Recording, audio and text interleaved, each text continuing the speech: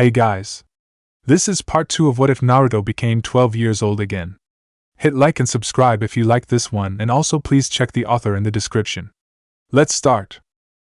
We are pain, that's all. We are God.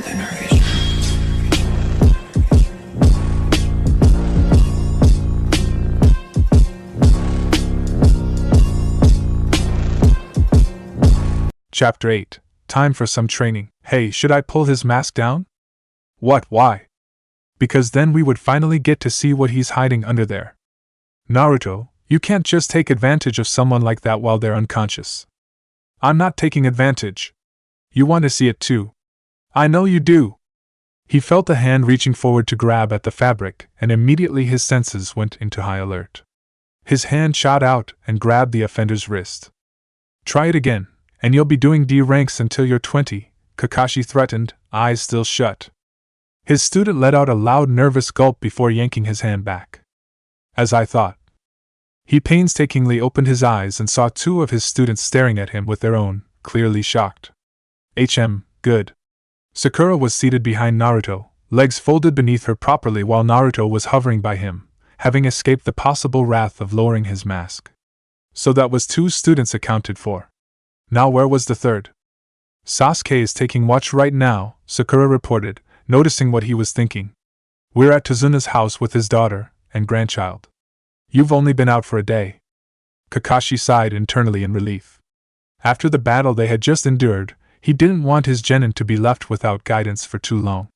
They were shinobi, yes, but they were still scared little kids, genin who weren't prepared to handle an A-rank mission against rogue ninja assassins and crime lords. Though sometimes he did wonder.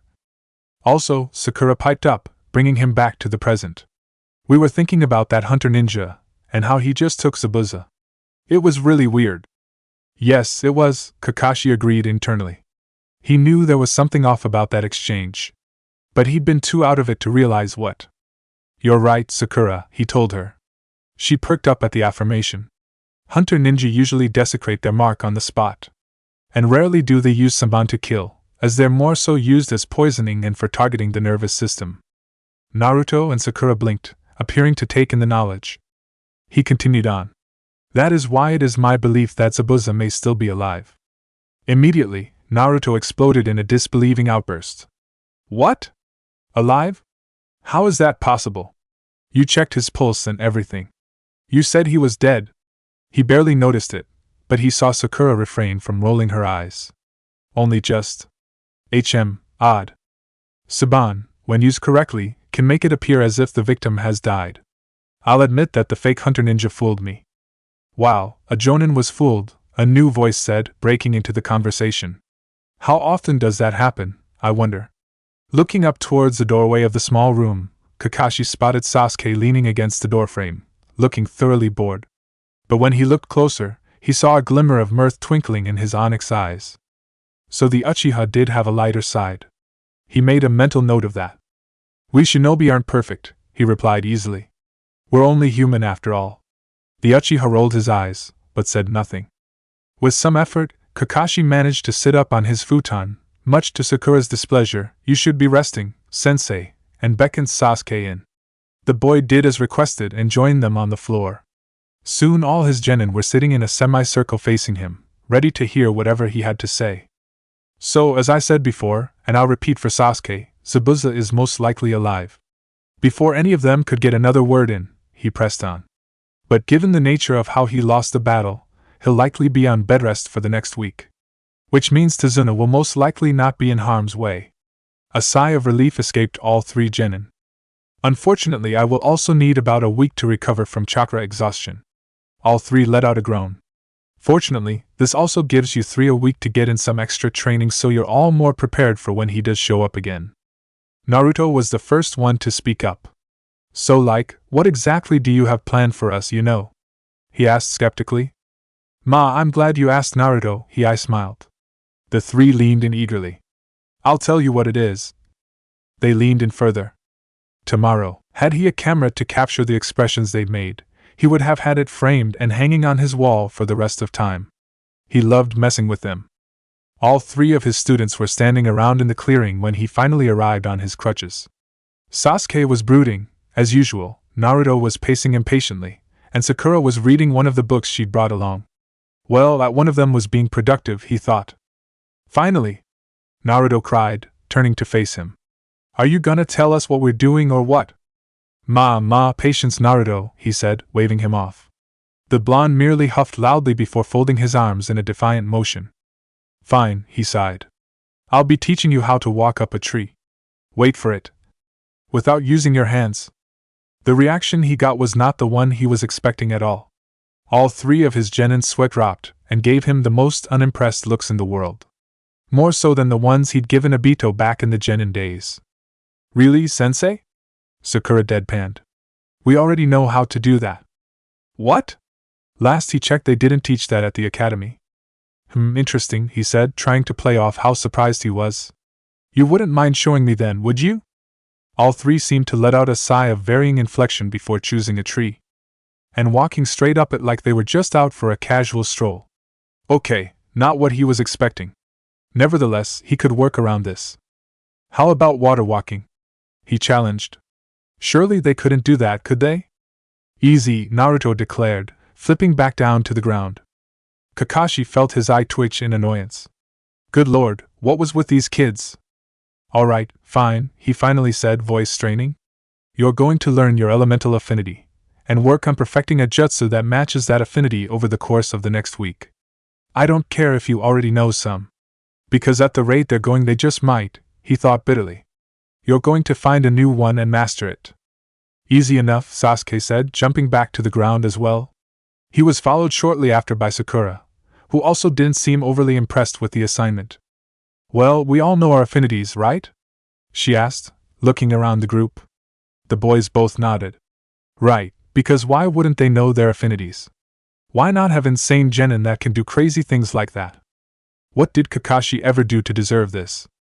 Actually, he'd rather that question not be answered. All right then, he sighed, resisting the urge to pinch the bridge of his nose. List them off. You first, Broody. Lightning and fire. 2. Okay, well, he was an Uchiha after all. It was almost expected of him. Blondie. Wind. Naruto announced excitedly. That wasn't surprising. His mother was an Uzumaki. It was a common affinity among their clan. And one of Minato-sensei's as well. Of course their son would get it. Pinky, your turn. Water and earth, she reported. Wait, what? The daughter of civilians, a girl with possibly less chakra than the average genin, had 2 affinities. And rare affinities at that. Or at least in the land of fire. You 3, he announced, glaring at them all with one eye. Are monsters. While messing with Kakashi-sensei had been fun, it might not have been worth it considering what he had them do next. Sensei, how are we supposed to master a whole new jutsu in a week? Naruto complained, looking up from the scroll said Sensei had handed him. It was a scroll for the air bullet technique. An A-rank jutsu no genin should be learning no matter how skilled they were. Then again, he wasn't really a genin. But even so, it would still take forever to learn. Especially when he had to learn it from a scroll. He was better with one-on-one work, not reading, thank you very much. I'm sure you'll figure it out, Naruto, his sadistic sensei said, giving him one of his trademark eye smiles. But not a nice one. One that meant he was going to do or say something incredibly awful to the recipient. Instead of responding, Naruto just scowled and went back to his scroll. They were still sitting in the same clearing from earlier, but now they were all just sitting around in a loose circle, all reading their respective scrolls. Sakura had actually already finished hers and was working on hand signs. She was learning one Kakashi-sensei had copied from an IWA ninja some years ago. And it was perfect for her. Earth style, Rock Fist was just the jutsu for her. It incorporated raw strength and chakra control. Like medical ninjutsu, except that it had the opposite effect on the recipient. Actually, it really wasn't like medical ninjutsu, Naruto thought in retrospect. But it suited Sakura all the same. In fact, speaking of which, Earth style, Rock Fist. The shout echoed through the forest right before the sound of a tree splitting in half did. Naruto watched with mild horror as his teammate literally punched a tree clean through with her new jutsu, falling the 2 pieces in opposite directions. There was utter silence for about 10 seconds before Kakashi-sensei said, "Good work, Sakura. You get the rest of the week off." What? Naruto cried, jumping to his feet. Seriously, sensei? Well, she did master the jutsu. There would be no point in her doing so for the rest of the week. Yeah, but Naruto struggled to come up with a counter-argument. She's Sakura. As if that explained everything. My statement still stands, the man responded, with a rather cool edge to his tone. Naruto had to bite his tongue to keep from swearing out loud. How could this be the same man that taught him the Raisin Shuriken? Or even the same one who was about to be promoted to 6th Hokage? He was so damn petty. Humph, fine, he finally grumbled, pouting for extra effect. That was something 12-year-old him did, right? But I'll master my jutsu before the bastard does, he said, despite knowing full well the Uchiha was easily Jonin level and could probably learn his fire jutsu just as fast as Sakura had. But Naruto ignored that little detail and exclaimed, even if it takes me all week. Whatever, came the dry reply. Well, have fun you too, Kakashi-sensei waved. I crinkled in a cheery smile. Sakura and I will be at the house when you two finish up. And with that, the two turned and started heading out of the forest. Before they left, however, Sakura shot a smirk over her shoulder at the boys, waving her fingers in a condescending goodbye. Rude. Chapter 9, A Hero's Tale. As it turned out, Sasuke did master his jutsu quickly. Although it really shouldn't have been a surprise, considering how intensely he trained with Orochimaru in the 3 years he had been gone. Naruto, on the other hand, didn't have as much experience with his affinity, and thus had a harder time mastering it. He'd summoned some shadow clones to help out, but because he was on duty, he couldn't afford to waste as much chakra on them like he could have back in Konoha when mastering it for the first time. Are you done yet? Sasuke drawled from the edge of the clearing where he was sat under a tree. It was amazing he had stayed at all after he'd gotten his jutsu, Dragon Flame Caterwall, down. He had been cold and disinterested with everyone ever since coming back, so Naruto was surprised when he'd offered to stay behind. He wasn't about to complain though. He'd worked so hard to win his best friend back, so he wasn't going to look a gift horse in the mouth. Why, got something better to do. That, of course, didn't stop him from replying to everything to Uchiha said with dry remarks. What could he say? It was habit. Yeah, I do, Sasuke said. Like eat. I don't know about you, but I'm starving. Now that he thought about it, Naruto was feeling kind of hungry himself. Alright, let's get going, he said, dispelling his clones. Their memories rushed back to him immediately, but he set them aside to rifle through later. The walk back to the house was a quiet one. There was a tense atmosphere between them, but not enough so that either one wanted to address it. Naruto realized then that they had never really talked officially about what had happened when Sasuke had come back to help them in the war. He just showed up, announced that he would become Hokage, and teamed up with them. Naruto wanted to believe that that meant that everything was back to normal, and that Sasuke really was back, but there was always this tension when he was with them that told him that wasn't quite the case. But so far nothing bad had happened, so Naruto could only hope that meant something good could. Knocking on Tazuna's front door, it opened to welcome them to the lovely smell of curry and rice. Right on cue their stomachs growled. Someone must be hungry, Tsunami said as she welcomed them in. Naruto almost tripped over himself getting his sandals off, he was so excited to eat. Food's not going anywhere, she teased, noticing his enthusiasm. After seating himself, he said a quick itadakimasu. He immediately started shoveling rice and curry into his mouth. Naruto, Sakura gasped. Slow down. You're gonna hurt yourself. But I'm undry, he managed to say through a full mouth. Won't help if you throw it all up again, she scolded, green eyes giving him a dangerous look. The medic side of her was surfacing, he could tell. And that, ironically enough, usually promised pain. Maybe it was better to do as she said. Sorry, Sakura, Naruto apologized bashfully, scratching the back of his neck. He picked his chopsticks back up and continued at a more sedate pace. Ma, now that we're settled, Kakashi-sensei piped up, somehow already finished with his meal. How did training go, boys? Naruto groaned under his breath as he continued to feed rice into his mouth. I mastered the technique you gave me, sensei, Sasuke reported DRLY, picking through his own portions. Good. Naruto? He mumbled something under his breath in response, which went unheard to the rest of the group. Come again? Kakashi-sensei pressed. An exasperated huff escaped Naruto before he spoke up. I said I haven't gotten it yet, he admitted. Then, perking up, he turned to his sensei with a bright smile. But if I use my shadow clones, I'm sure I'll get it down in no time. Shadow clones? Kakashi-sensei echoed, raising a skeptical eyebrow. Oh, that's right, Naruto figured. Kakashi-sensei hadn't yet had the idea to use shadow clones to decrease training time. Oh well, maybe he could tell him and take the credit for it. It would definitely make him look smart. Yeah, 'cause when they dispel I get their memories, Naruto explained. So if I have a lot of them practicing a jutsu, I get more experience, and decrease the time it would take for me to learn it. Kakashi-sensei blinked in surprise. That's actually quite smart, he admitted. Naruto smiled for the praise, laughing internally at the irony of it all. The moment was ruined, however, by a young voice coming from the doorway. You all are pathetic. Naruto frowned and looked up to see who had spoken. He was unsurprised to find it was Inari, who was sitting across the table from him. Naruto hadn't even realized he was there, he had been so quiet. His hands were clenching onto his chopsticks so hard Naruto was afraid they might break. A scowl was plastered on his face, hardening his features into a grim state rather than the cute, chubby one they should have been for his age. What do you mean? Naruto asked guilelessly. Inari's scowl deepened, but he looked up from the table anyway to address him. You all are training and planning, but it's pointless. You'll never win, so you should just go home. Inari, Tsunami gasped. It's true, he shot back. They're just wasting their time.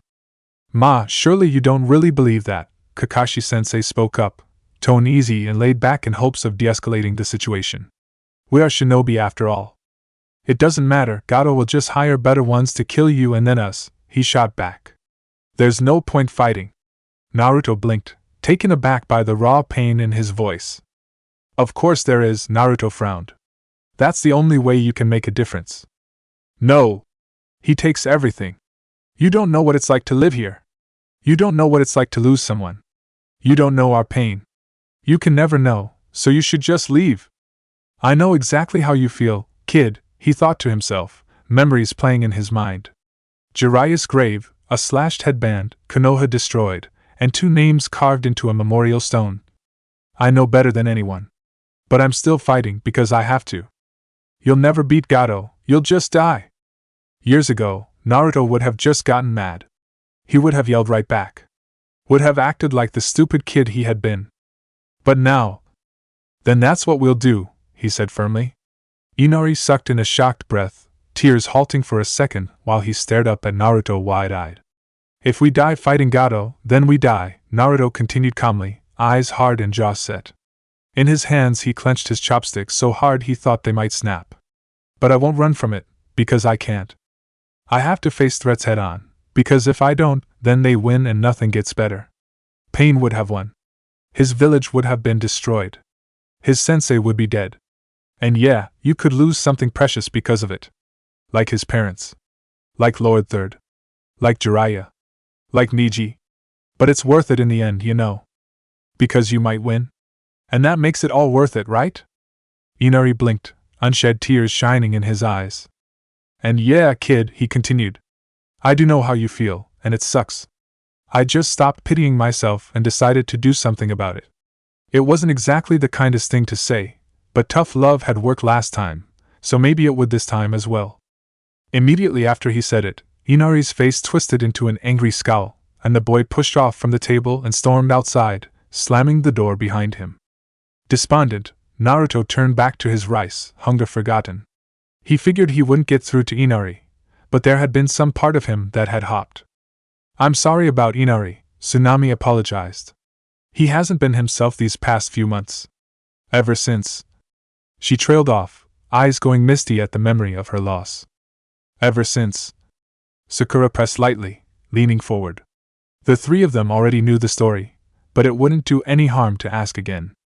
A few years ago, Tazuna started, answering for his daughter. Inari met a man named Kaiza. He was considered a hero among our people for deeds he had done in the past. Eventually Inari came to see him as a father figure. He was part of our family. So what happened? Sakura continued, in a tone that was convincingly earnest. When Gato arrived, Tazuna said darkly. He killed Kaiza for standing up against him. Killed him in front of the whole town. Including Inari, Tsunami added in a quiet voice. A deadly silence settled over the table at her words. Everyone had a grim expression on their face, even Kakashi sensei. No kid should have to see someone slaughtered before them, especially their father. Ever since then, Tazuna continued, he's been withdrawn, closed off. And apparently now the concept of heroes is idiotic to him. Naruto huffed, folding his arms over his chest in a semi-defiant manner. Then we'll just have to convince him it's not, he said stubbornly. Tazuna gave him an incredulous look. And how does a squirt like you plan on doing that? He asked. Because, Naruto said, flashing him a wide smile. I'm gonna be Hokage one day, you know. And only heroes can become Hokage. Tazuna still looked unconvinced, but out of the corner of his eye, Naruto saw Sakura giving him a faint smile, and he knew immediately what she was thinking. Naruto was already a hero. Now he just had to prove it. Wind style, air bullets. Naruto shouted before trying for the 14th time since dinner to produce the wind jutsu depicted in the scroll. Once again, all that happened was a strong eruption of wind hitting a tree before the jutsu sputtered out and he was left with nothing. Damn it! He cursed, kicking at the ground. All around him, copies of himself were having similar luck. Some had managed to progress further than others, but overall it was about the same. Alright, he sighed. Time to take a break. With a single hand sign, he sat down and released the clones, waiting for all their memories to rush back to him. As expected, the experience left him drained, and he was glad he had chosen to sit. He'd only had about 30 clones helping him, so the overall recall wasn't nearly as bad as other times, but it was still a lot. Closing his eyes, he leaned his head back against the tree he was resting against. Why was it so hard for him to learn a new jutsu? He had his affinity down. He was molding his chakra exactly the way it said to in his scroll.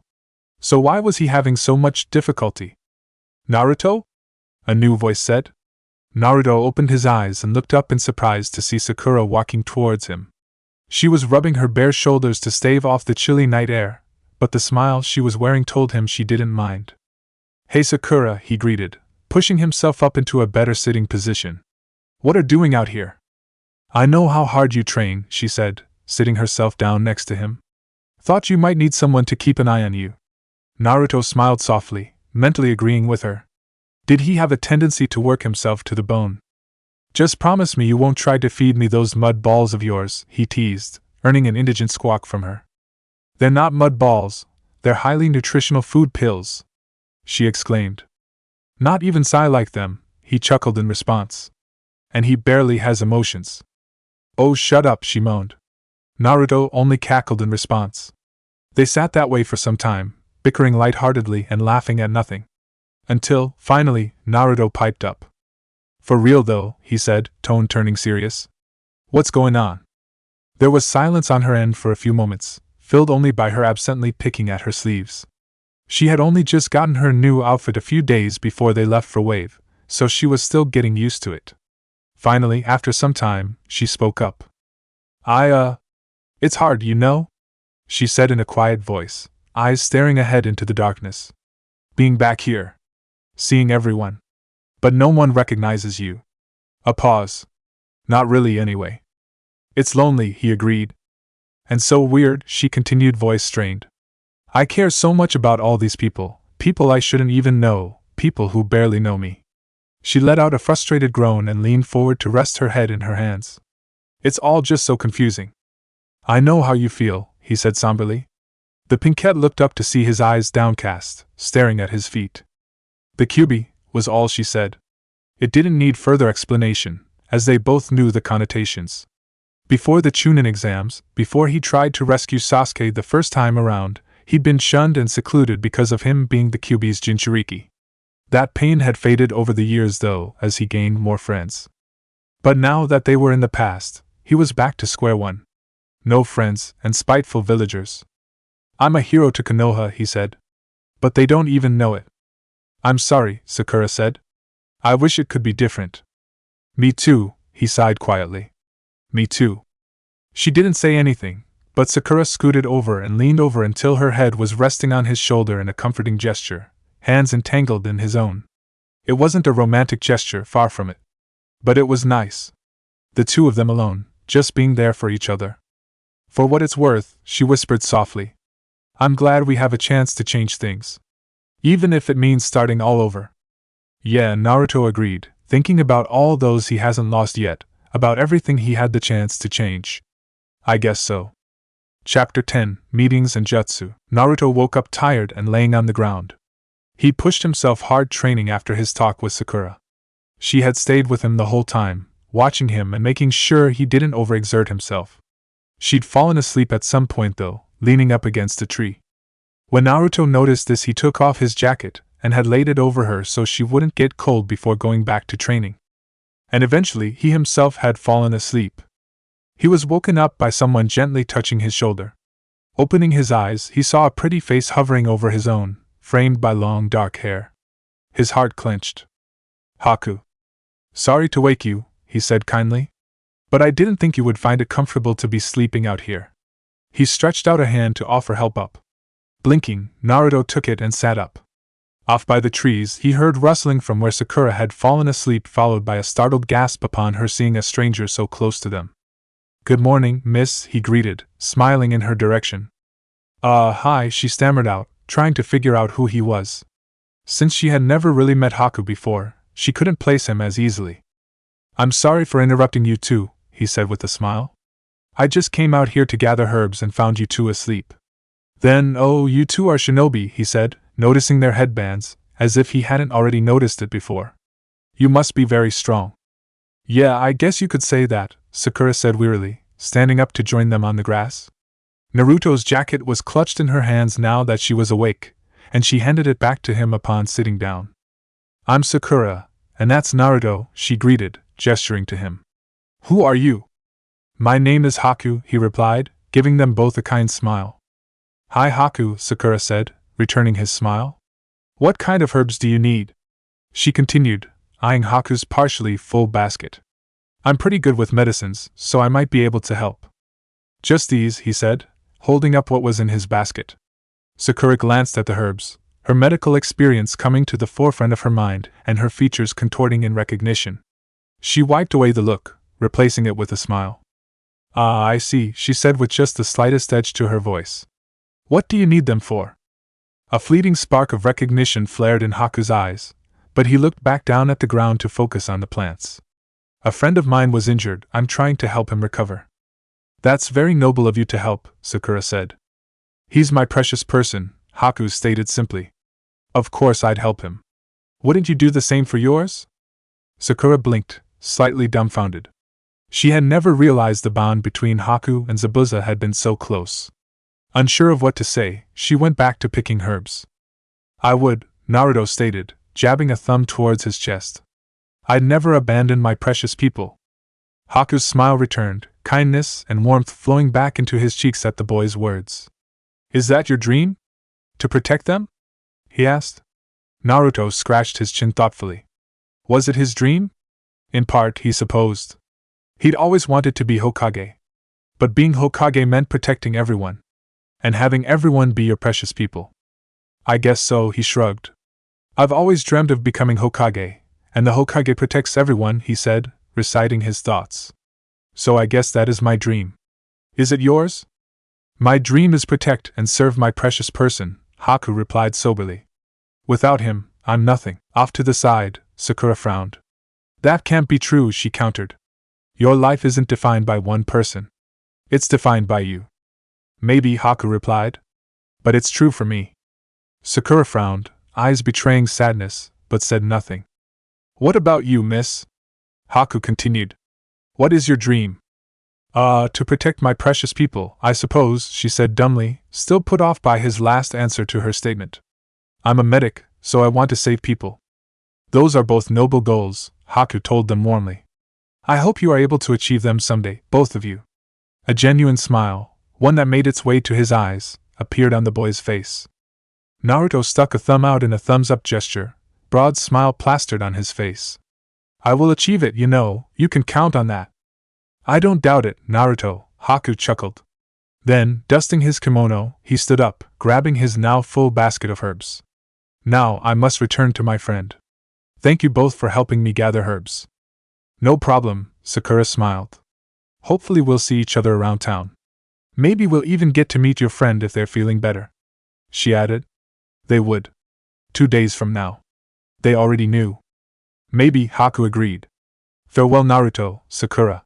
It was a pleasure to meet you. Bye Haku, Naruto waved. Take care. And with that, the kimono-clad boy disappeared off into the trees. The two shinobi left behind sat together in silence for some time while they waited for the Kiri ninja to vanish completely. Then, just as they were sure he was gone, Sakura turned to Naruto. So that was Haku? Yeah. A sigh from Sakura. Oh boy. I don't want him to die. Naruto shifted where he sat, a small pit forming in his stomach at the thought. Yeah, he agreed. Me neither. The rest of the day was spent training for Naruto as he tried to get his jutsu down. He had made a lot of progress, and even managed to drill many holes into some poor trees. But the goal was to go clean through, and that hadn't yet happened. Sakura had remained at the house after breakfast, as had Sasuke, so Naruto was on his own. He was working with about 50 shadow clones, each one taking up a tree as target practice. But it still didn't feel like enough. There was something he was missing. If only he knew what. Having fun there? The sudden voice distracted him and caused him to lose focus, resulting in his next shot losing velocity, and only making a small dent on the bark. Damn, he huffed, turning to see who'd spoken. He wasn't surprised to find Kakashi-sensei leaning against a tree that wasn't currently being used as a target, eyeing the area with mild interest. I see you're taking advantage of your shadow clones, he noted, looking around at the sea of orange. Oh yeah, he replied. I'm still not getting anywhere though. Kakashi-sensei raised an eyebrow before pushing off from the tree. He no longer needed the crutches to get around, so he strolled on over to Naruto easily. Well, what are you doing? He asked, his tone mild. Naruto frowned, scrunching his face up in confusion. I'm doing what the scroll said, he supplied. What else should I be doing? Well, you could try looking at it from a different angle, he suggested in his annoyingly cocky voice. Naruto scowled in response. What kind of advice was that? He said as much. I mean trying to think of it differently, he said, clarified, undeterred by Naruto's attitude. But to do that I need to know. What are you doing now? Naruto opened his mouth to argue, but Kakashi-sensei held up his hand to stop him. Yes, you're doing what the scroll said. But what is that exactly? Just read it yourself, Naruto grumbled. No, I want you to tell me, he said. God, why did he have to have such a frustrating sensei? In that moment Naruto would have killed to have a sensei like Kurenai or Asuma. Maybe even Guy. At least with them you actually knew where you stood, or what they were talking about while they were teaching, if you could even call what Kakashi-sensei did teaching. It felt a lot more like lecturing. Fine, Naruto finally sighed. I'm building wind chakra in my chest and then exerting pressure so it shoots forward. Just like the scroll said. Ah, and are you building pressure before or after you've amassed wind chakra? After, I guess, he shrugged. Kakashi-sensei hummed pensively, looking him up and down in thought. Finally, he spoke up and said, next time, I want you to build up normal chakra first, enough to build a substantial amount of pressure, before you form any wind chakra. He nodded to himself. Can you do that? Naruto shrugged. I suppose. Kakashi-sensei gestured for him to do so. Turning back to the tree, Naruto built up the chakra just like his sensei said, holding it down to form pressure. Then he used change in chakra nature to form the wind chakra he needed for the jutsu to work. With a few hand signs, he shot the bullets out of his mouth, hitting the tree squarely in the center. They drilled almost all the way through. Whoa! Naruto gasped, straightening up. Did you see that? I did, Kakashi-sensei replied coolly. Now this time, he continued. I want you to condense your wind chakra more so that the bullets have more effect. You got it! Naruto exclaimed, jumping back into position. He formed the chakra, built the pressure, condensed the wind, formed the hand signs, and then, boom! The tree shattered at the base, splinters of bark flying everywhere. With a groan, the tree toppled over onto the ground, a loud crashing sound following its descent. Then silence. That was awesome! Naruto suddenly shouted, jumping up and down with excitement. Did you see that? I did that, you know. Like it just toppled over, just like that, you know. I'm awesome! Kakashi-sensei watched the celebratory dance with mirth and pride sparkling in his eye. Hey, can I try that again? He asked, turning to his sensei. Kakashi-sensei shrugged in a why not gesture. Naruto grinned happily before going to do it again. And again, the same result happened. Yes! He shouted. He proceeded to continue his celebratory shouting as he jumped around the clearing. Now that you've mastered your jutsu, Kakashi-sensei drawled, interrupting his jig. You should dispel your clones. No point in wasting any more chakra today. Oh, right, Naruto said, pausing his victory dance. With a single hand sign he dispelled them all. Only to topple over onto his face. But not before his sensei caught him. Right, Naruto groaned, weariness taking over his bones. Forgot about that drawback. Kakashi-sensei let out a short chuckle before hiking him up onto his back into a piggyback, arms hooked under his short legs. Let's just get you back to the house, he said. Naruto would have agreed, but he was already drooling onto his shoulder, fast asleep. The next night, all 3 genin were gathered in the clearing for a meeting. Kakashi-sensei was taking watch at the house and was under the impression that the 3 had gone off to practice drills, when the reality was that they had needed to discuss the plan for the bridge battle the next day. Naruto was still reeling from having completed his jutsu, excited energy buzzing under his skin at seemingly all hours of the day. The other 2 found it annoying, but they didn't say much to make him stop. All right, Sakura said, breaking the silence. She always seemed to be the one to talk first at these meetings, so the other 2 often looked to her as their leader of sorts. The role fit her very well. The bridge battle is tomorrow, she said. And I know we've sort of discussed this, but we really need to form a solid plan. Inari and his mom are going to be attacked, Naruto reported. So someone needs to stay behind to help them. I can do that, Sakura volunteered. Then afterwards I can go to the bridge to guard Tazuna. Sasuke nodded, agreeing. We should leave Zabuza to Kakashi-sensei, he said. So Naruto and I can fight Haku. Right, Naruto agreed. And we should try to detain him so he can't form those mirrors of his. They're a bitch to fight.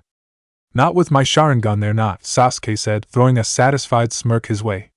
Naruto scowled in response, but didn't take the bait any further. Whatever happens, Sakura cut in, diffusing the tension between them. Your goal is to make sure Haku doesn't leap in front of Kaka-sensei's Chidori. And making sure he doesn't form those ice mirrors that trap you too. Sasuke let out a frustrated huff, shocking the other 2. Haku chose to take that Chidori, he said darkly. If he wants to kill himself, that's his problem. Sasuke, Naruto frowned. Saving the world means saving its people. And that's what we're doing, isn't it? The Uchiha shot him a dark look, onyx eyes cold and unrelenting. The only person I care about saving is my brother, he said. And Haku is a rogue ninja. He should be killed just for that reason alone. Anger built up inside Naruto, and he suddenly found himself on his feet with clenched fists facing Sasuke. If that's true, then we should have killed you. You abandoned the village on your stupid revenge quest, after all. Sasuke's eyes flashed Sharingan red, the iris glowing in the dim light. Sensing the 2 seemed about to break into a fight, Sakura stood up and shoved them away from each other, reinforcing her movement with chakra for added effect. The both of you need to cool down, she exclaimed, glaring at them.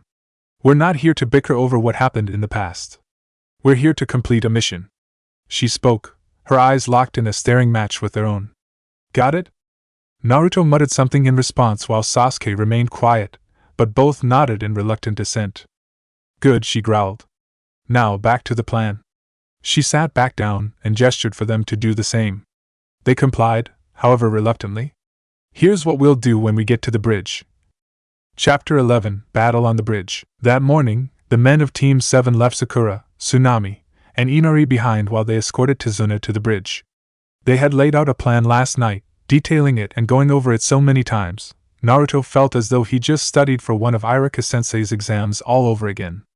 But Sakura had insisted they have it down, ignoring Naruto's complaints. The rest of the night had been filled with fitful sleep, nerves keeping all of them, except Sasuke, up. Hopefully, it wouldn't affect them in battle. You 2 seem awfully tense, Kakashi-sensei noted from behind them. Naruto only managed to give a stiff, half-hearted shrug. It's been a week, he said simply. You said that's how long it would take for Zabuza to recover. The implication of the rogue ninja preparing to attack them was clear. Ah, I see, was their sensei's somber response. Well, let's be on our guard then. The 2 boys nodded absently in assent. Not long after, they came upon the bridge. And the bloodbath it had become. Tazuna, get behind me, Kakashi-sensei snapped, immediately taking up a defensive position. Naruto, Sasuke, he ordered, shooting them a commanding look. Without having to hear any spoken order, the two jumped to flank Tazuna, kunai drawn and ready to use. A low chuckle reverberated through the air around them, mist slowly encroaching on their small group. Zabuza, Kakashi-sensei hissed. Naruto shared a hard look with Sasuke, to which the boy gave a nod. Their plan was a go.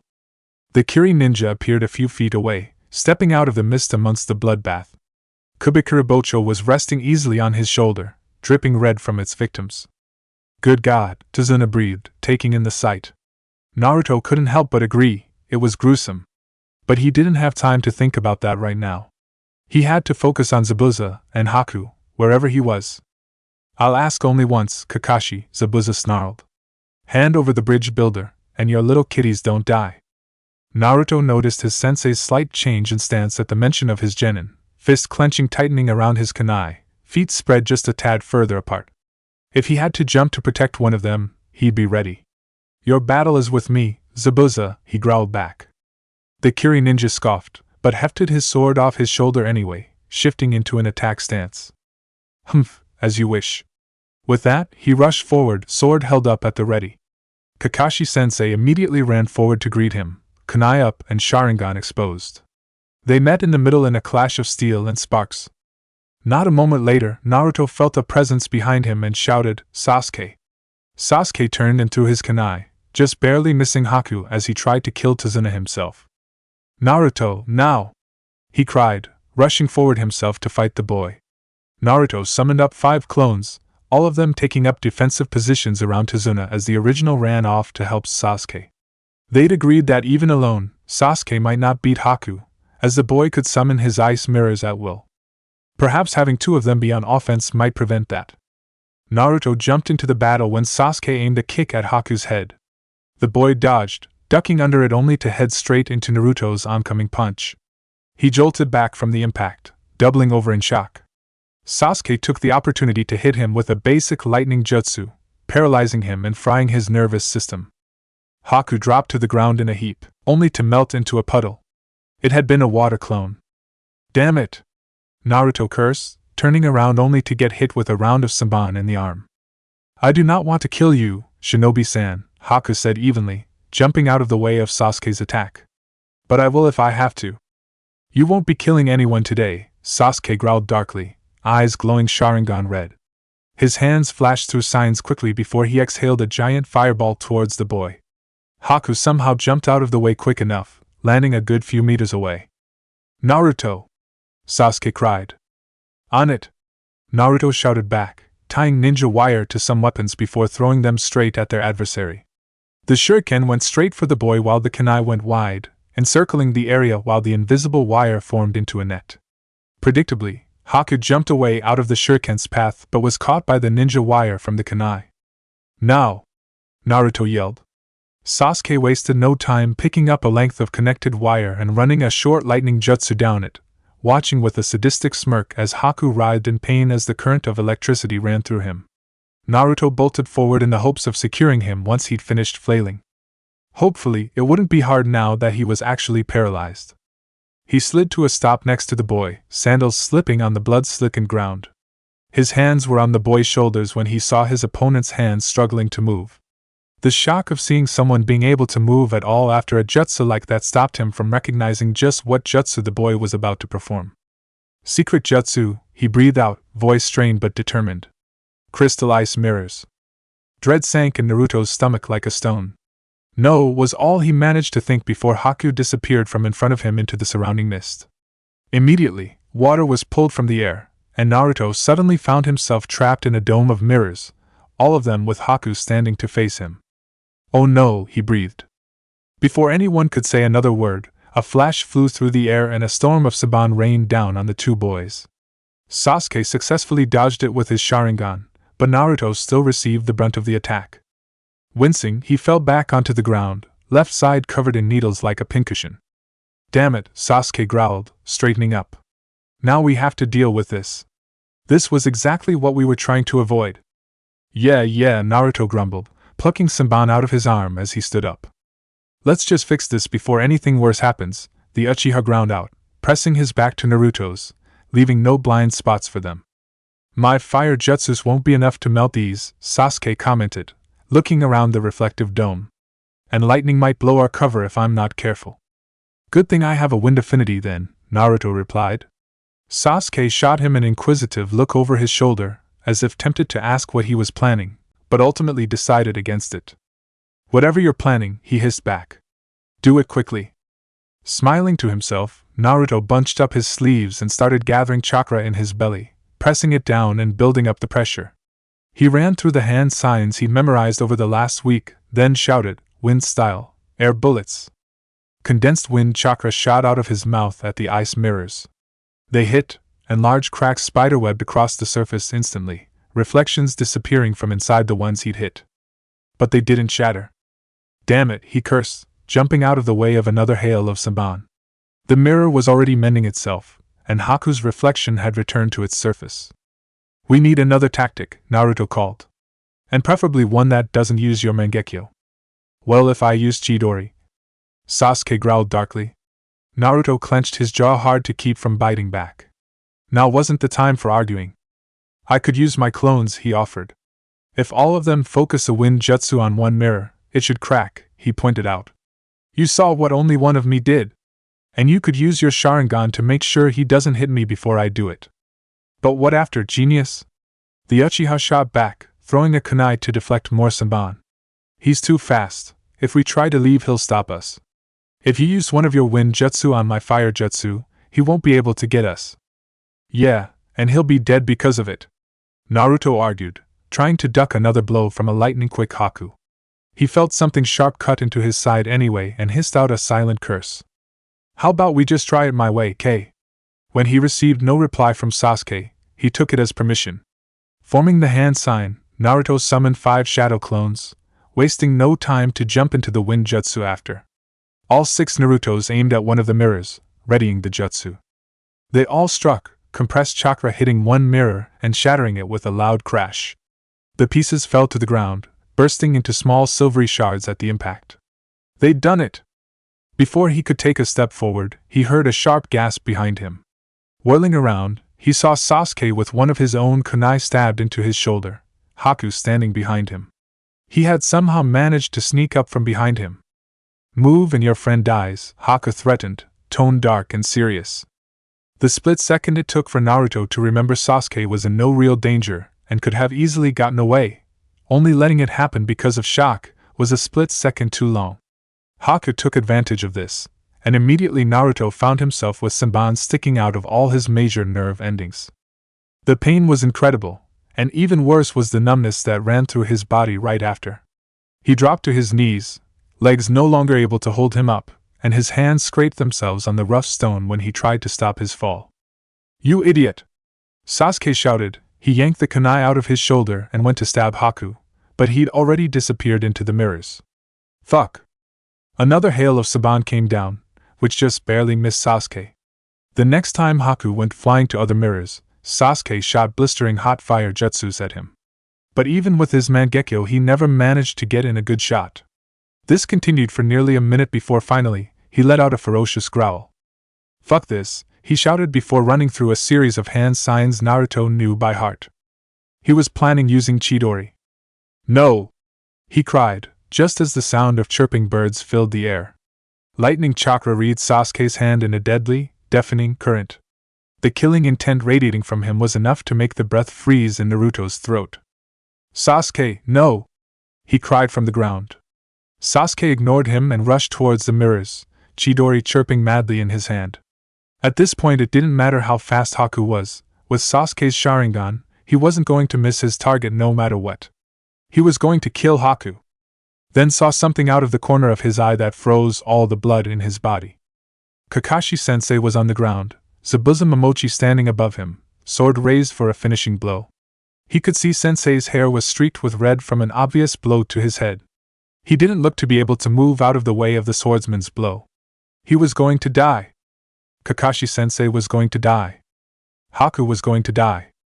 No. He couldn't let that happen. He couldn't let anyone die. He had to do something. But he couldn't move at all. What could he do? What could he do? Suddenly, something strong and powerful rushed through him. He threw his head back and screamed. Light burst from him, shooting out every which way and into the mist. He heard mirrors shatter and stone crack. Someone cried out in alarm. Then, all sounds of battle disappeared, and he was left with the sound of his own ragged breath to fill his ears. What had just happened? Wearily, he blinked his eyes open and was stunned at what he saw. Chains of glowing golden light were protruding from his torso and back, sinking into the ground or shooting into the air. In front of him, they had wrapped themselves around both Haku and Sasuke, freezing them where they stood. Sasuke's hand, no longer sparkling with Chidori, was held just over Haku's heart, inches away from finishing him off. But he'd been stopped at the last second by the chains. Off to the side, they had caught Zabuza's descending sword, links wrapped tightly around the blade held over the man's head. Other chains had sprouted up from the ground and were holding onto the ninja's feet and arms, completely immobilizing him. Naruto had done that? Arg! The shout rang across the bridge. It was followed by the Kiri ninja squirming and fighting with his restraints while Naruto's sensei watched on in shock. What are these?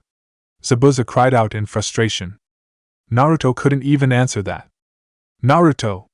Sasuke shouted, dragging his attention away. The boy had craned his neck to glare at him with livid eyes. Let go of me! Let me kill him! Lightning sparked across his arm, killing intent spilling across the battlefield. Without his consent, Naruto felt the chains holding Sasuke back weaken, and fear gripped him at the thought of them breaking. No!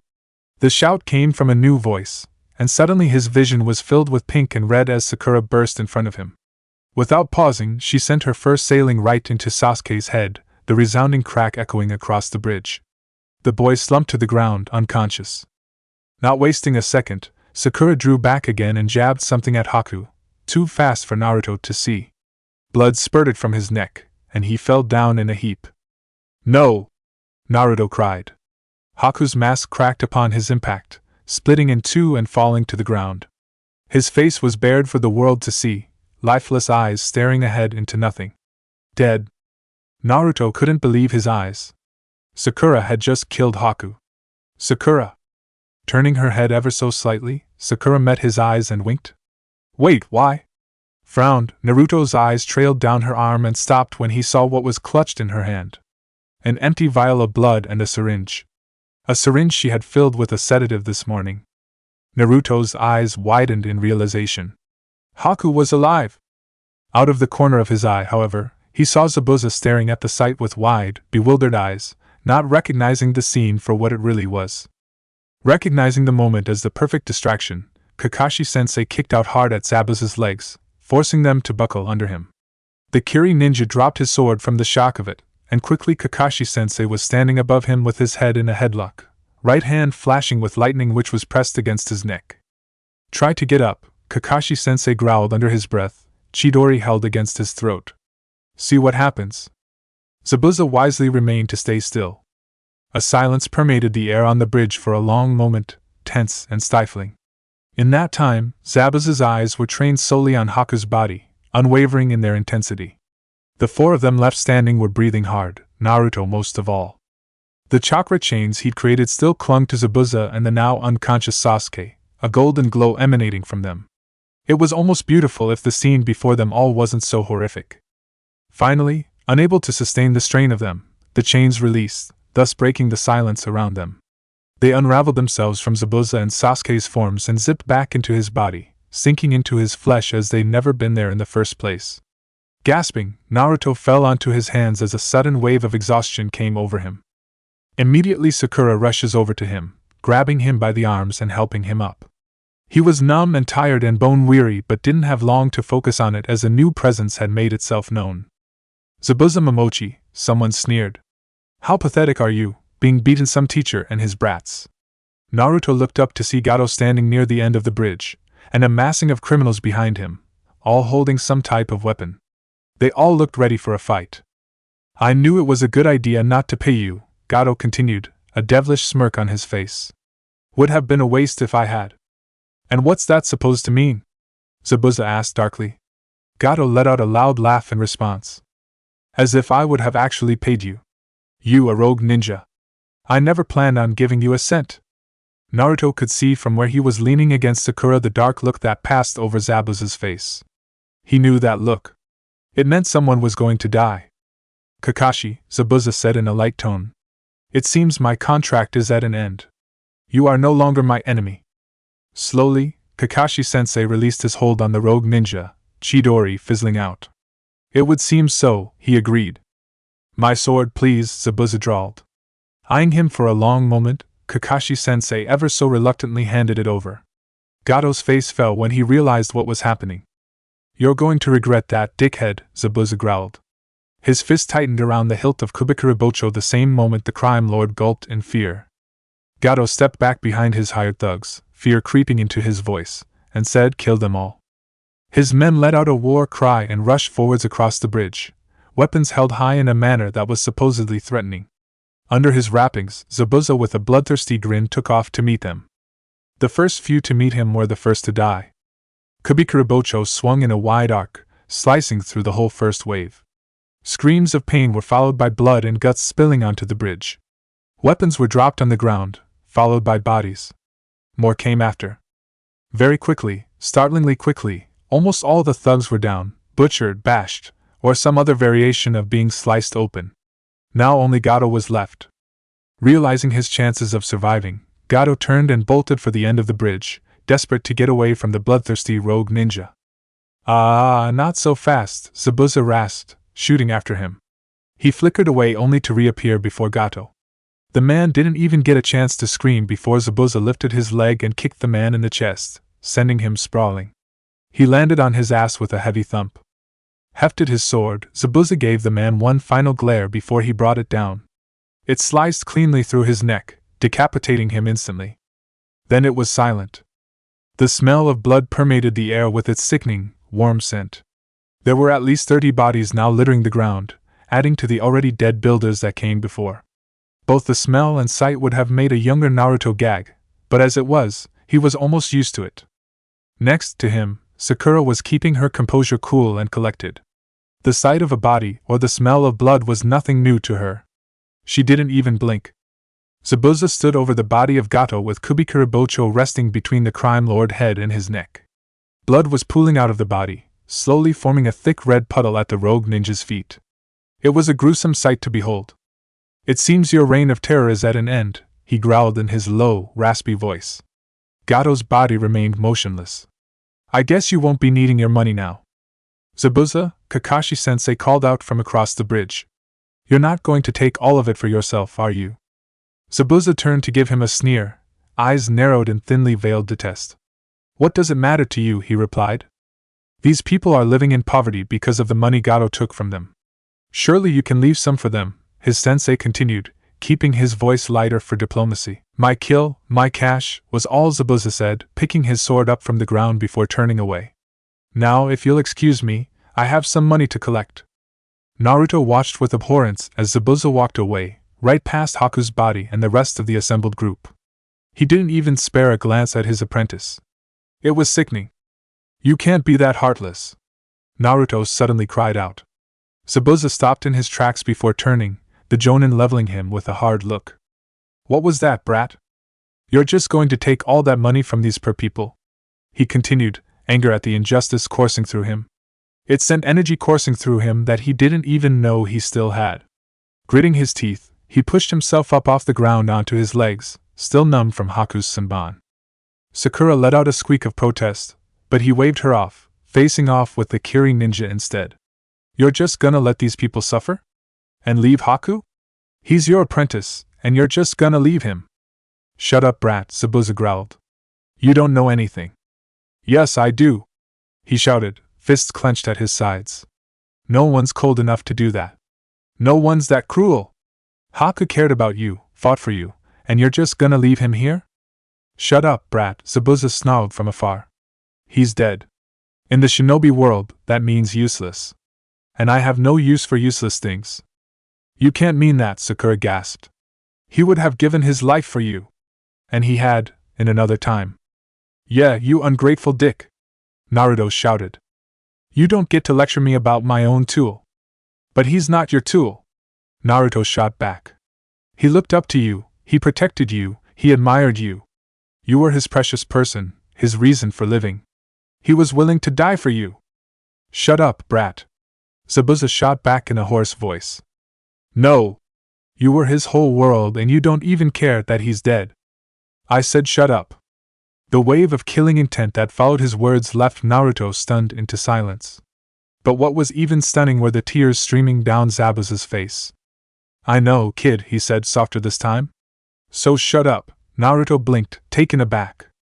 Shinobi are trained to be tools, Zabuza continued hoarsely, eyes now focused solely on Haku's body. We're trained not to feel. Not to care. Only to complete the mission. Naruto disagreed, but he kept that to himself. You say I don't feel anything, the Kiri ninja said, now addressing Naruto. That's a lie. Despite what we're told, shinobi are still human. You can bury those feelings as deep as you want, but they're still there. A pause. Then, Zabuza's eyes shot over to his own, and he held his gaze for a long moment. So don't dare tell me I'm heartless, he said. No one's truly heartless. Unbidden tears were pricking at both Naruto's and Sakura's eyes. Then, just out of sight, someone behind them shifted and let out a low moan. Startled, Naruto and Sakura turned around to find Haku. Naruto gasped. How? Zabuza breathed. And indeed, there was Haku, very much alive thanks to Sakura's deception, pushing himself up onto his elbows. Sasuke still lay unconscious next to him, but it didn't seem to be a problem. Blinking in confusion, Haku's eyes roamed around the battlefield before settling on Zabuza and widened in surprise. Zabuza, he gasped. I have failed you. You're alive, was all Zabuza could reply with. Haku blinked. I am. He blinked again, clearly confused. Turning his gaze to Naruto and Sakura, he stared at them before asking, Why am I alive? You should have killed me. That was your mission. Our mission was to keep the bridge builder alive, Naruto replied, still somehow standing. But we can do that without having to kill anyone. But now I've lost my purpose, Haku argued, struggling to his feet.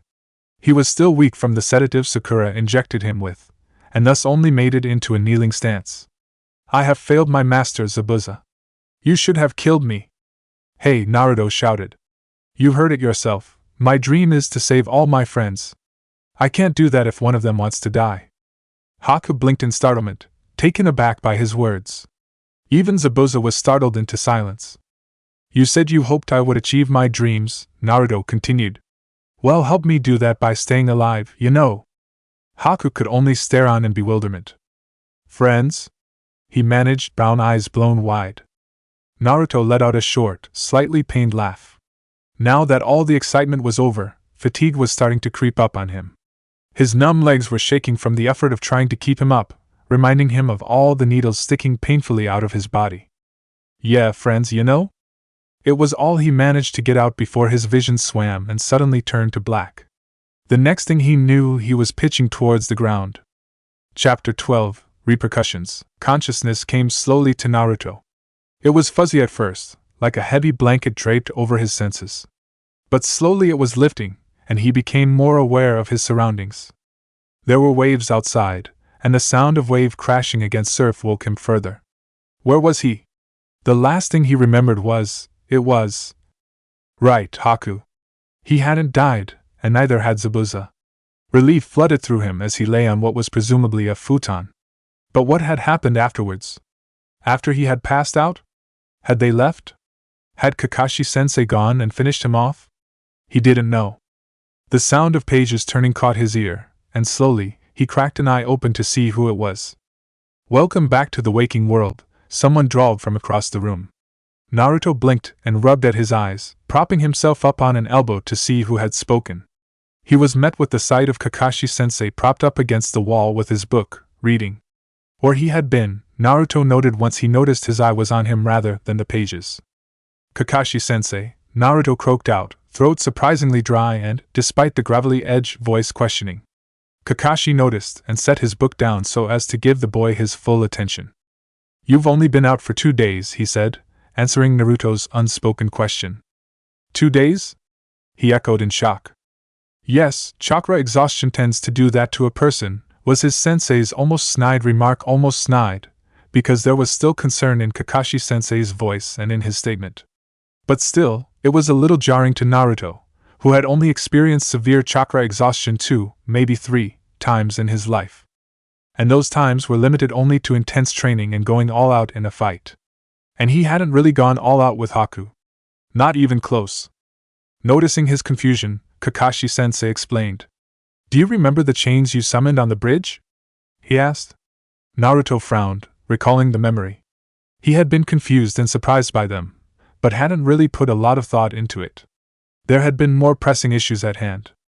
Like making sure Kakashi-sensei wasn't decapitated and that Sasuke didn't kill Haku or vice versa. That didn't mean, however, that he didn't recognize them. He had seen his mom use them to hold down Kurama when he had stolen the beast's chakra. But thinking back, how had he summoned those? "They are a rare Uzumaki Kekii Genkai," Kakashi-sensei filled in. "I've only seen them once before, and quite frankly, I'm surprised you managed to awaken them yourself," he continued. "Using them the way you did at that power must have drained your reserves more than any jutsu you're used to. So it's natural you'd suffer chakra exhaustion." "Wait," Naruto said, sitting up straight, ignoring the wave of dizziness that washed over him from the action. "I have a Kekii Genkai." "For real?" Kakashi-sensei nodded solemnly. "It would appear so." Naruto blinked, taking it in. He had a Kekii Genkai. Him. The Uzumaki clan had a bloodline skill. He really shouldn't have been surprised, considering he'd managed to pull it off, but some part of him still had doubts that it was just his mom, somehow. Or some other reason he couldn't think of. To actually think that it was his own power he'd managed to unlock, instead of some other borrowed power, it was amazing. He could hardly wrap his head around it. "Wow," he breathed. Then, in a louder voice he exclaimed, "I'm awesome, you know. Take that, Sasuke, look who's got a Kekii Genkai now, you know." "I think you're getting a little too excited over this," Kakashi-sensei voiced, sweat beading on his brow. "Are you kidding, sensei?" Naruto exclaimed, punching the air in excitement. "My clan has something special. This is great." His sentence was cut off by the world suddenly swimming around him, and he pitched towards the floor. He would have stopped himself, but his body refused to react. He never hit the ground though, strong hands catching him before he did. "Perhaps getting overexcited while chakra exhausted is a bad idea, HM?" his sensei hummed, laying him back down on the futon. Naruto could only offer a weak, yet hearty, smile in response. The Jonin moved back to sit against the wall again, arms folded in front of his chest in a relaxed pose. "I would suggest you rest, but knowing you'll keep pestering me with questions," Kakashi-sensei mused in good nature. "Am I right?" Naruto's face broke out into a guilty grin, and a long sigh escaped the Jonin, but Kakashi didn't really seem too put out by the reaction. "Oh, alright," he sighed. "Ask away." Naruto opened his mouth to start his badgering, but was cut off by the sound of footsteps outside before the door was pulled hastily open. "Is everything okay?" "We heard shouting," asked the newcomer. Naruto looked up to see who it was and was pleasantly surprised to find Sakura and Sasuke standing in the doorway. "Ah, Sakura, please come in," their sensei greeted. "I was just explaining to Naruto about his new Kekii Genkai." Naruto watched as Sakura's eyebrows rose comically high on her forehead. Her eyes widened and flickered over to Naruto as though to confirm that yes, this was who Kakashi-sensei was talking about. "A Kekii Genkai?" she asked, still unable to believe it. "Yeah," he laughed. "Guess I'm just that awesome, you know." Sakura frowned as she took her seat by him. It was almost cute to watch. "But you never had a Kekii Genkai before," she mused, referring to how in the past timeline he had never awakened such a power. And if Naruto was being honest, he was thinking the same thing. How had he never discovered it? What was different about this time around that he did? He remembered using Kurama's power on the bridge last time, but that was a response to seeing Sasuke supposedly die in front of him. That hadn't happened this time though. This time he wasn't as angry. He was desperate. Kekii Genkai are sometimes awakened by strenuous circumstances, or severe emotions, Kakashi-sensei cut in, oblivious to what Sakura had actually meant. For instance, Sasuke awakened his Sharingan, an Uchiha dojutsu which he didn't have before. Naruto's eyebrows rose up his forehead as he turned to his teammate. "Really?" he asked, giving Sasuke a searching look. He still had his fully formed Sharingan, not the 2-in-1 Tomo he'd originally had. How had he managed to swing that without incurring suspicion? The Uchiha merely shrugged, unwilling to expound upon it himself. Naruto's shoulders slumped, but he accepted the silence. He would badger him later during their secret meetings anyway. Another thought suddenly occurred to him. Wait, he started, turning back to his sensei. What about Haku and Zabuza? What happened after I blacked out? Oh, Sakura started. Right. Inari and the other villagers arrived to help. But they were a little late. Haku and Zabuza agreed to give some of Gato's money back to Wave, and they're still hanging around town. Haku wanted to speak to you before they left. Left? Naruto frowned. To where? Sakura shrugged, a small smile tugging at her lips as she whispered. I may have told them about the revolution being planned in Kiri. Zabuza seemed to like the idea and agreed to go back and help. For some reason the mention of Mei Terumi piqued his interest. More like another part of him, Naruto thought, recalling Mei Terumi and, more specifically, her looks. So that's that, Kakashi-sensei cut in mildly. We managed to clean up the bridge while you were out, and since it's almost done, Tizuna thinks we'll be able to leave within the week. Naruto nodded. That was good. He couldn't wait to get home and tell everyone all about their mission. Neither could Sakura or Sasuke by the looks of it. They had all been starting to get some form of cabin fever over the last few days. As great and exciting as this mission was, they'd rather be focusing on the future and preparing for that. However, his sensei continued. All three genin let out a groan. What now? You will be on bed rest for most of that week. What? Naruto cried, jolting in his seat. That's unfair. Come on, sensei, you didn't stay in bed all week. Why do I gotta? Naruto, Kakashi-sensei sighed in defeat. Can't you just follow orders once in your life? Not when they're lame orders, he shot back. Then something flashed in his sensei's lone eye, and Naruto stiffened in response. Sakura, Sasuke, don't you have somewhere to be? He asked, his tone hard and filled with an authority the two had hardly realized he was capable of. Sakura nodded quickly and got up, ushering Sasuke to do the same. With an apologetic glance back at Naruto, she and Sasuke quickly left the room, leaving Naruto to face whatever Kakashi-sensei had to say to him alone. Naruto gulped nervously. Naruto, his sensei said seriously, forcing his attention. I don't think you understand just how much danger you put yourself in, he said. Unleashing a Kekkai Genkai that powerfully your first try, on top of forcing your body to work through the injuries you'd received, you could have been seriously hurt. If not dead. His words were heavy, but rang with truth. Overcome by the guilt the Jonin's words instilled, Naruto looked down at his lap, fingers twisting the blanket around absently. I swore I'd never let my comrades die, he continued. And that means protecting them from themselves if I have to. A lump formed in Naruto's throat, thick and painful. I'm sorry, sensei, he murmured. I didn't realize. Kakashi-sensei let out a low sigh, shoulders slumping some. It's all right, Naruto, he said. Just make sure you never push yourself like that again. I can't promise that, Naruto thought to himself despairingly. I'll do whatever I have to protect my comrades. Even if it kills me. Even if it means facing a goddess, or accidentally being sent back in time. Okay, sensei, he said quietly, not meaning a word of it. Chapter 13 Milk, Bread, and Farewells. The next few days went by surprisingly quickly.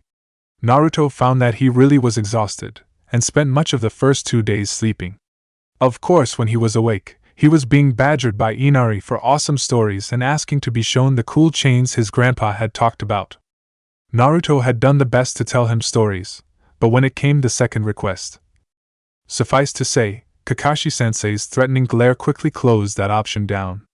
In fact, his sensei was so against it that he'd forbid him from even trying to use them until they were back in Konoha and had given their report to the Hokage. Naruto thought that was a little overkill, but he wasn't about to argue with the Jonin. Over the next few days, when he'd started to get up and move about, he'd asked about his jacket, which he hadn't seen since waking up the first time. Eventually Sakura came around and admitted it had been destroyed by Naruto's chakra chains. They had left huge, irreparable holes in the fabric that left it too mangled to wear. Thankfully they hadn't thrown it away, but only because Sakura had known just how much he loved the thing. It had come as a huge disappointment to him, but there was nothing he could do. So he settled for wearing just his t-shirt remaining instead, as the other had also been destroyed by his chains. When they got back to Konoha, he would have to do some serious shopping. Aside from personal grievances over lost clothing, The other thing that occupied Naruto's time was Sasuke. He tried to kill Haku on the bridge, and only just failed because of Sakura's intervention. None of them had discussed it yet, but given the frigid air around them whenever they were all in a room together, something would have to give. But it seemed that something could wait until they got back to Konoha. Maybe. Finally, the day they were set to leave, Haku showed up at the house. All 4 members of Team 7 as well as Tazuna's family were eating breakfast when there was a polite knock on the door. Opening it up, everyone was surprised to find Haku standing there in his kimono holding a covered basket. "Haku!" Naruto exclaimed, getting up from his seat. The boy in question offered everyone a kind, nervous smile in return. Tazuna gave the boy a curious look, but stood aside to let him in. Haku gave a small nod of thanks before stepping inside. "It's good to see you well, Naruto," Haku offered, standing before them. He looked slightly awkward, holding himself stiffly, head bowed slightly in formal greeting. Thanks," he said. "You wanna sit down or something?" Across from him, Inari was shooting the newcomer confused looks, wondering who the boy was. "I just came by to wish you well before you headed off back to your village," he said in a polite tone, accepting Naruto's invitation and sinking into the cushion next to him. "What's in the basket, sis?" Inari interrupted, leaning across the table to try and see for himself. "Haku's a boy, Inari," Sakura told him flatly. Inari's eyes went wide, and a blush appeared on his face. "I knew that!" he cried, embarrassed, scrambling to sit back in his seat. Haku let out a small chuckle at the display, clearly not insulted. "It's all right," he said. "And as for my basket, I suppose it is a parting gift. Since you are leaving today, I thought bringing something to show my gratitude was in place." Opening it, he showed them all loaves of sweet Hokkaido milk bread, along with various fruits from around the region. Shifting the bread and fruits aside, he showed them what was underneath. "Saban and poisons from our region for Lady Sakura," he said. "I recognize that you used a sedative on me on the bridge. I believe you would be good learning the art of poisons and the like." A blush appeared on Sakura's cheeks, painting her face the color of her namesake. "Oh, that's you don't need to call me lady," she tried, graciously accepting the gifts. "And you didn't need to get me these." "It's quite all right," Haku replied easily. "I recognize your dream to become a great medic. You don't need to use these poisons, but learning from them might help you." "Thank you, Haku," she said softly.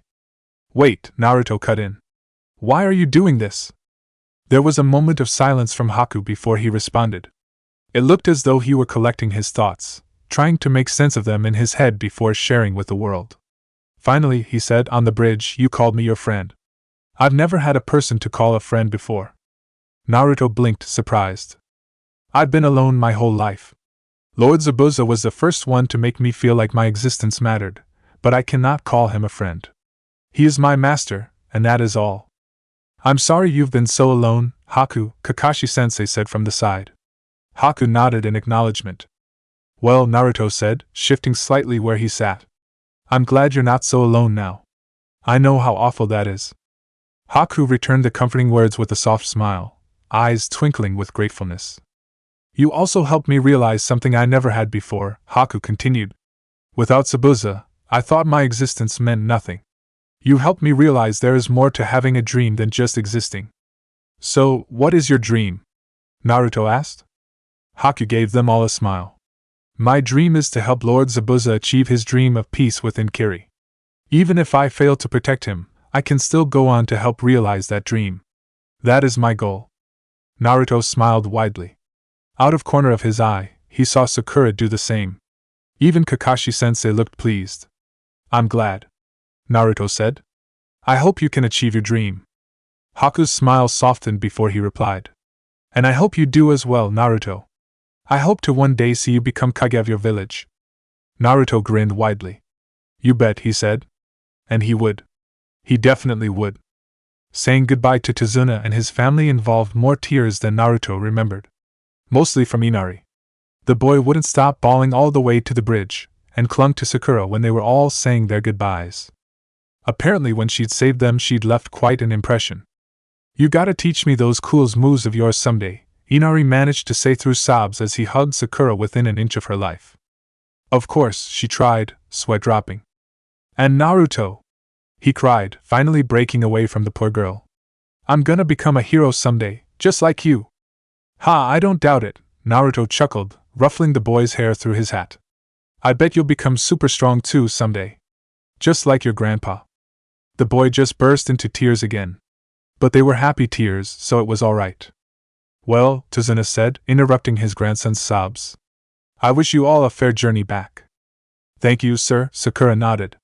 With a few more goodbyes, they were off, walking down the length of the newly named Great Naruto Bridge. Sakura had rolled her eyes when Tazuna had told them, but Naruto hadn't stopped beaming. It was almost annoying, but she wasn't going to put on a damper on his excitement, so she let him be.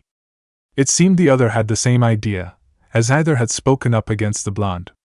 Over the course of the day, the excitement from the past week slowly left everyone until they were merely trudging along, eager to get home. For lunch, they stopped by the side of the road and dug into the basket of food Haku had supplied them with that morning. But not before Kakashi-sensei checked all of it for poison, much to everyone's dismay. Once he'd cleared the food, they dug in. Say, sensei, Naruto piped up around a mouthful of fruit.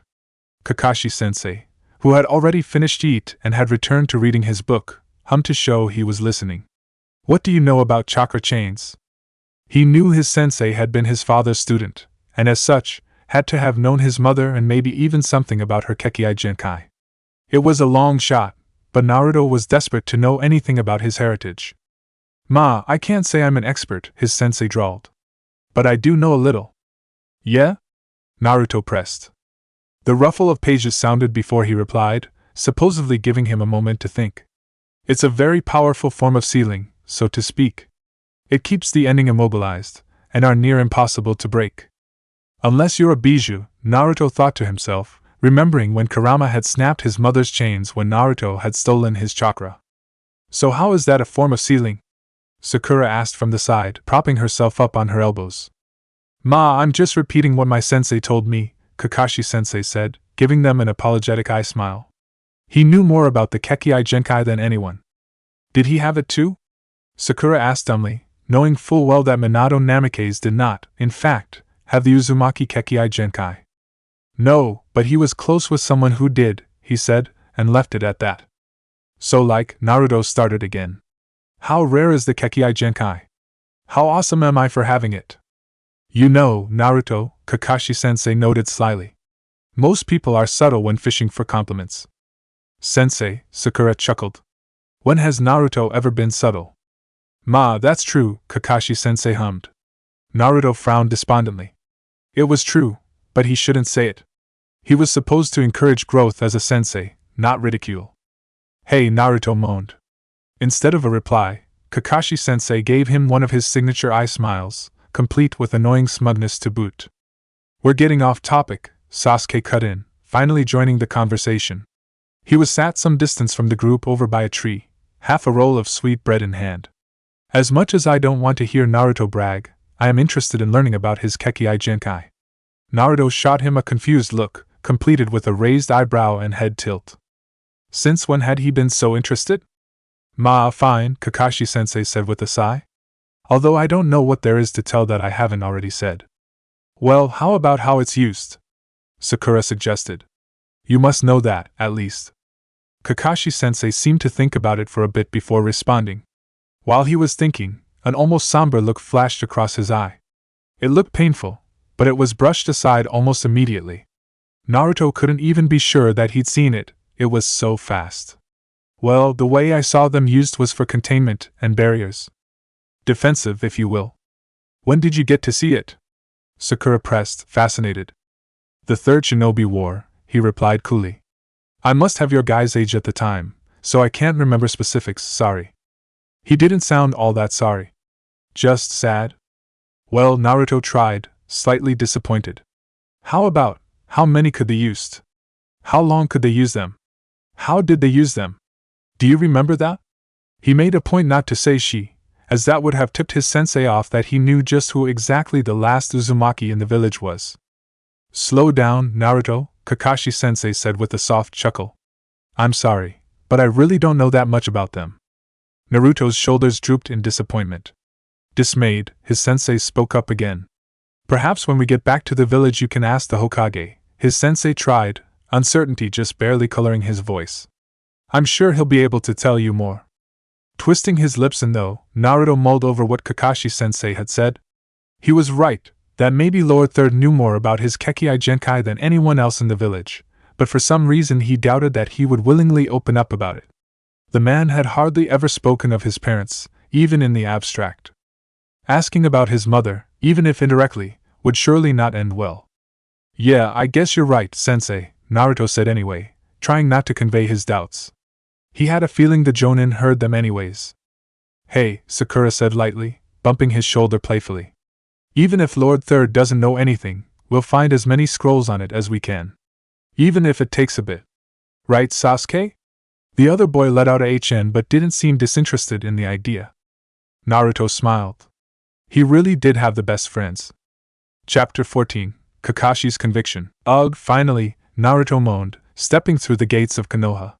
He was hunched over in a weary gait, backpack threatening to slip over his shoulders because of it. Beside him, Sakura seemed a little sweaty from the heat, but otherwise fine, while both Sasuke and Kakashi-sensei were apparently too cool to be tired. Dicks. You can't honestly be that tired, Naruto, Sakura deadpanned, staring at him with the most unimpressed eyes he'd ever seen on her. Okay, that wasn't true. He'd been on the receiving end of worse, but that wasn't important. Behave yourselves, you two, Kakashi-sensei said idly, not even appearing to be paying attention to them as he walked them over to the gate guards. Izumo and Kotetsu were there to greet them, just as they did before and after every mission. While the Chunin were filling out the proper paperwork, Kotetsu leaned over and gave Naruto a funny look. What happened to the jacket, Naruto? He asked, genuinely confused. I thought you wore that thing everywhere? For a moment Naruto was confused about how he knew that, as they hadn't ever formally met in this timeline, then realized he must have been one of the Chunin that chased after him when he set off a large prank or defaced public property. Oh, it got torn apart by chains made of pure chakra. Training accident, he said instead, offering the Chunin an embarrassed smile. Kotetsu seemed to think nothing of it and merely shrugged. After they finished filing their paperwork for re-entry, the four started off to the mission desk to file their report. It was going to be an interesting one, for sure, Naruto figured. He remembered how crazy it had been. Telling the Hokage that the mission was actually an A rank was crazy enough. Telling the Hokage that it was an A rank this time, on top of everything else that had happened, was sure to be an interesting affair. Not only had they confronted one of the 7 swordsmen of Kuri, but they'd also not killed him as would be advised, made friends with his apprentice, and also unlocked a few Kekkai Genkai along the way. They hadn't talked about it much, but Sasuke unlocking a final stage Sharingan was sure to raise a few eyebrows. Oh well. They'd burn that bridge when they got to it. Or was it cross? Naruto shrugged. It didn't really matter.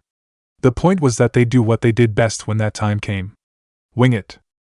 During the walk to the mission desk for their mission debriefing and report, Kakashi's mind was focused solely on one thing. Naruto. Or more specificity, what Lord Hiruzen was going to do about him.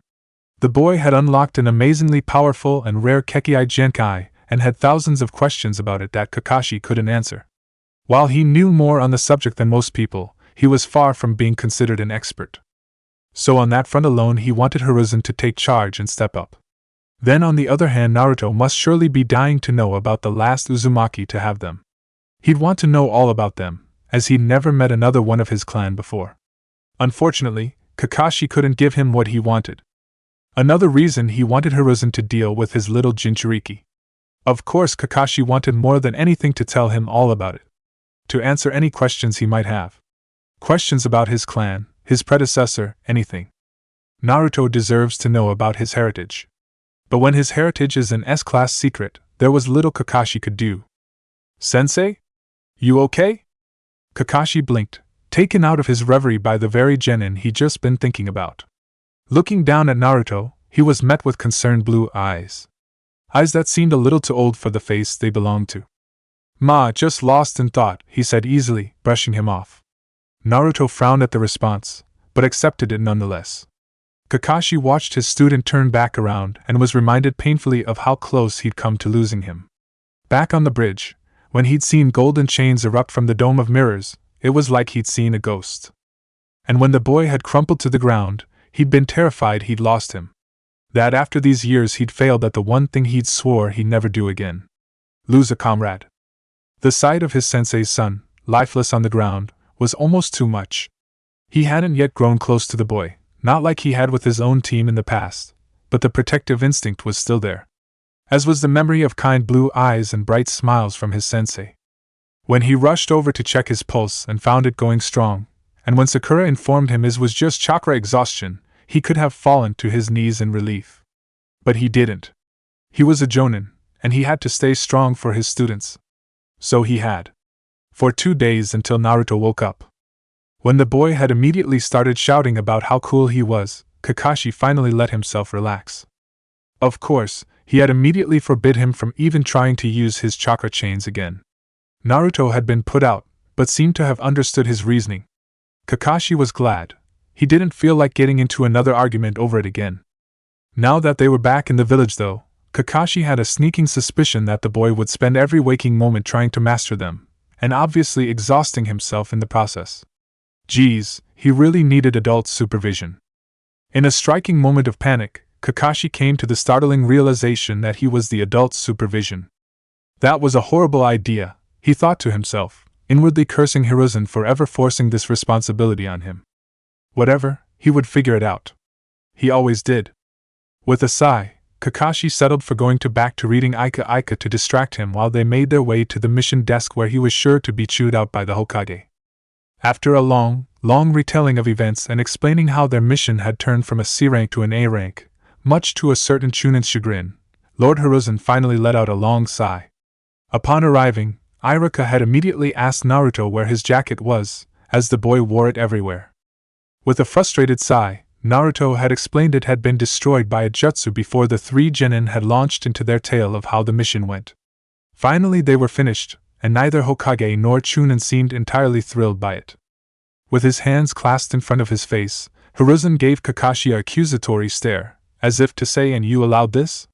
Kakashi merely attempted an innocent eye smile, but gave up when he realized Hiruzen saw right through his bullshit. "Well," Hiruzen finally managed to say. "That was quite an adventure you 3 had," he said, addressing Kakashi's genin. "I'm glad you have all made it home safely." "Thank you, Lord Hokage," Sakura said, dipping her head in a bow. The other 2 followed suit. "Seeing as this has complicated some things, I would ask for you 3 to excuse us while we sort some things out," Lord Third said. "Iruka, would you escort them out of the room and help them fill out their mission reports?" The Chunin nodded and got up to leave, shooting an expectant glance at the 3 genin. Naruto frowned and looked to Sakura then Kakashi for affirmation. Sakura shrugged in acceptance. It seemed the adults needed to talk. After watching the 4 shinobi leave the room, Kakashi turned back to Hiruzen. There was a moment of silence between them before Kakashi took the initiative to speak up. Naruto unlocked his mother's Kekkai Genkai, he said bluntly. "I'm aware," Hiruzen said, voice heavy with something Kakashi could only relate to wisdom and burden. "It won't take long for other nations to realize his heritage," Kakashi continued. "Kushina Uzumaki was famous for her chakra chains. She was kidnapped as a child because of it."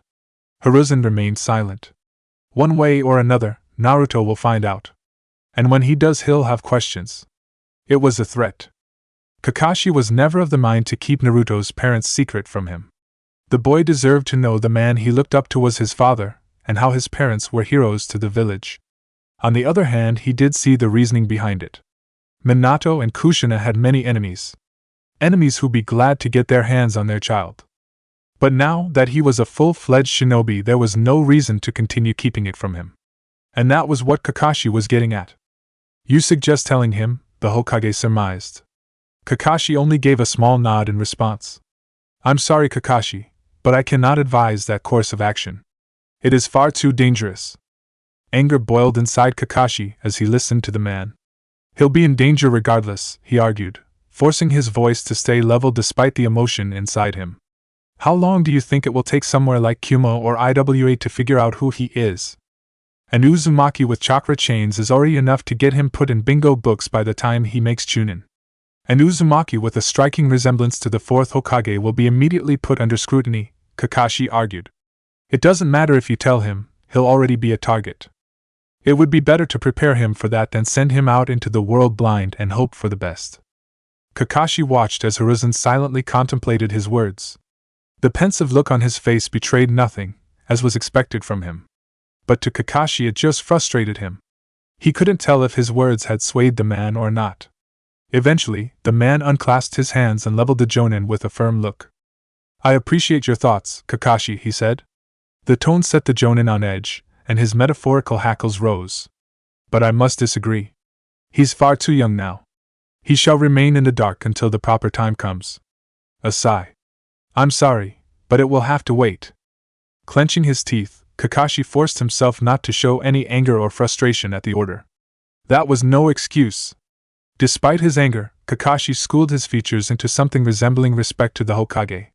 "I understand," he finally ground out, bowing to the man in preparation to leave. Just as he made it to the door, Hiruzen's voice stopped him. "Kakashi," he called out, halting his movements. Kakashi turned to look over his shoulder, not bothering to give the man his full attention. The action was noted by the man. "I trust you to keep it secret." Kakashi didn't even bother responding as he slipped out the door.